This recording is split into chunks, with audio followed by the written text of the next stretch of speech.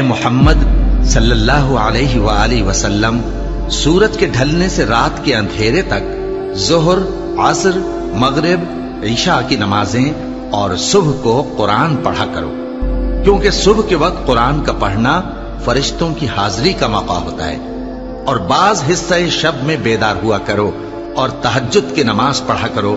یہ شب خیزی تمہارے لیے ایک اضافی عمل ہے۔ امید ہے کہ اللہ تم کو مقام محمود پر فائز فرمائے۔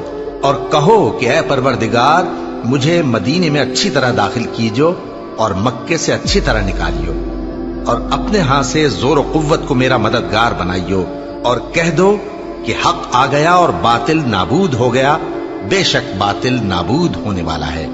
اور ہم قرآن میں وہ چیز نازل کرتے ہیں جو مومنوں کے لیے شفا اور رحمت ہے، اور ظالموں کے حق میں تو اس سے نقصان ہی بڑھتا ہے۔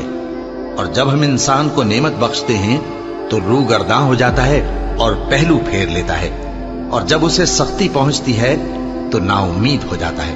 کہہ دو کہ ہر شخص اپنے طریق کے مطابق عمل کرتا ہے، سو تمہارا پروردگار اس شخص سے خوب واقف ہے جو سب سے زیادہ سیدھے رستے پر ہے۔